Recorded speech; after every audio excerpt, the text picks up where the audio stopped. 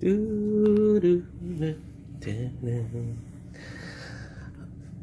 guys, this is Maxim at Maxim Art. I am following up with another video around the basics of drawing of the figure.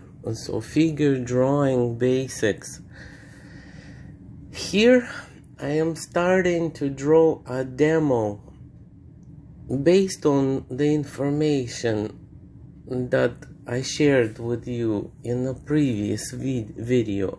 So with the HB pencil, just a basic common graphite pencil, nothing special about it, I sketched lightly the oval of the head that's tilted on a certain angle, and I'm looking at a picture of a figure that I wanted to draw, a picture that inspired me to want to participate in a drawing exercise.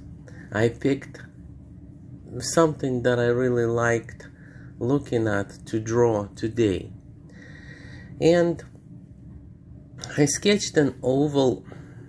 Then I drew a line, a curvy line that represents the spine. Then I added oval to represent a rib cage and another oval for pelvis. Then I quickly sketched in lines that represent at which angle our arms and legs will be going, and they all have their little circles to start. That's where the joints are, where the bones are joined. So quickly marked the stick person, the wire frame, and then I've taken a black ballpoint pen and started to dig in to the lightly drawn pencil drawing. And the main reason why I use a ballpoint pen, I really like the kind of tool that it is. Just having having used a writing pen all my life, I developed just this liking towards the tool. It allows for sensitive, lighter and darker linear drawing. It allows for variety of lines and shadow that is suitable for contrast and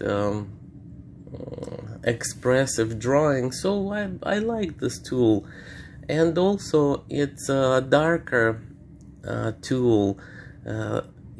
The camera picks up the contrast, so it's easy to see. So a marker would be like a little heavy and wouldn't allow for so many sensitive shading variations.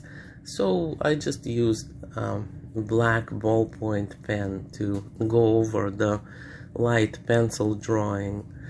And the pencil drawing is really helpful because I can map the drawing out before I use a pen over it. The pen is not easy to erase, and a pencil is easy to erase and easy to correct. So just out of careful start and mapping out and get the paper, get myself going on the paper, and then I drew back into the wireframe with the ballpoint pen, with the writing pen.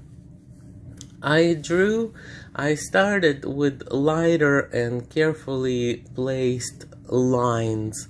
I progressively continued to add darker lines and develop different areas of my drawing as I went along.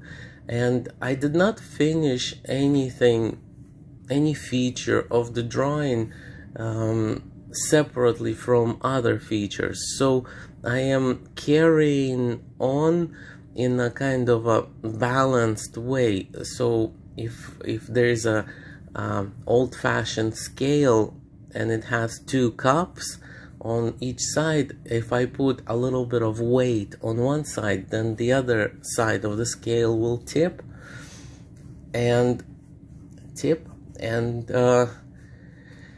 so that's a metaphor. If I tip the balance of my drawing by creating a more finished and more contrasty and more focal point area in one area of the drawing, then that's going to disbalance my sense of overall consistency. So I travel around my drawing progressively, building all of the areas up kind of simultaneously, so that the drawing can emerge together as a one unit, as a one thing. And that also attributes to consistency, stylistic consistency. So everything gets attention, everything gets a chance to be a bit more refined and developed. And this is a sustained sketch. So this sketch has taken me maybe 25-30 minutes, and I sped up the video so that the process can move along a little quicker. And then I even go back to retouch the drawing once I had a chance to look at it and give it my like scrutiny. And I thought, oh, I could use a little bit more shading in the darker areas, and it could use a little higher silhouette or higher placement for the top of the hair, a bit more of the body of the hair. And there it is, a sketch that went from really basic wireframe stick person components to the more complex. And now I am showing you my homework. And this is the homework that I would give to students. This is the homework that I would give to myself. This is the homework that I received from my teachers or art instructors.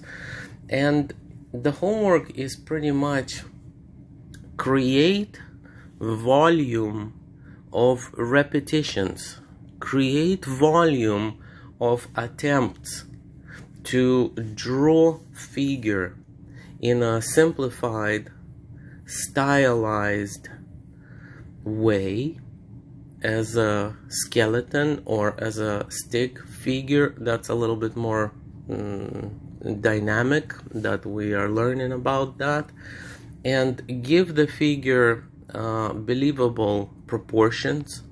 So understand the measurements of the body, how human body, just a regular common figure height would be 7.5 or 7 to 8 heads tall. We went over the very basic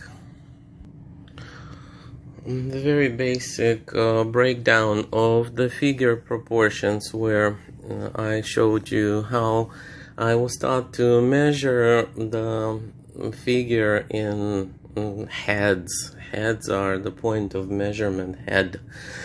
And covered basic simplifying, stylizing method. Just a method, one of them, where the head is just drawn as an oval, rib cage is an oval, pelvis is an oval, the skeletal structure is linear with curvy lines representing the dynamic nature of human skeleton. The bones are not all that straight, like 90 degrees, for perfect lines. They have curvature to them, so it's embedded in the notion. That notion is embedded in the drawing. So create a volume of a skill increasing exercise, like exercise. Give yourself time to increase your level of ability to use this kind of method of drawing figure and understanding figure, and get proficient in it. Look at the figure and see what is the figure doing, what's the gesture, what's the action of the figure, and portray or represent roughly that the figure is standing like so.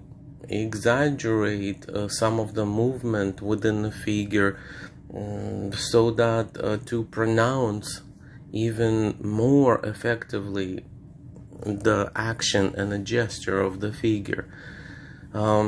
Be keen about the angles of all of the elements. Is the head tilted on what angle? What is the spine doing? Refer to a skeleton or skeletal structure. Just a search engine human skeleton and take a look at the nature of the appearance of the spine, and try to put that notion into your drawing. Become expressive, interested in what I'm drawing. So I am really into the task. I drew all of these sketches of skeletal figure poses within like a couple of hours, just in one day. So if I can do this within a couple of hours, and I can get a lot of good reinforcing of my skill level and increasing my skill level done, if I can do that, so can you. Anyone can learn how to be good at the task or the skill that they love. There are people with different gifts and talents in the world, and for those who can really appreciate and who love spending time drawing and painting, this would be an amazingly joyous and engaging activity. Some people like to fix cars, or mechanics, or engineer, or hiking, or some people can combine several likes and preferences of what to do with their free time. So you are one of the people who really appreciates drawing and painting, because you already on weekly basis allocate a lot of energy in creating drawings and paintings, and you really enjoy this activity. So do I, and because of that I can really dig in. I can not just improve my skills at basic understanding of figure drawing, I can turn it into art. So surpass the basics and develop your own style and develop expressive qualities within your drawing that will compel you and other viewers to be amazed, inspired, and moved by what you create. So turn it into meaningful and beautiful and amazing image. Turn it into art. So every little thing really makes sense.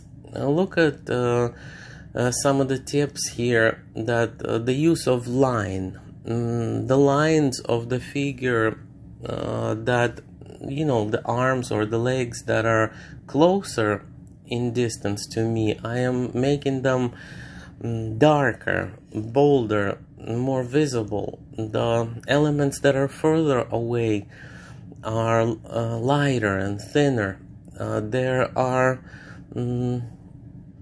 I'm starting to feel into the palm of the hand of the figures.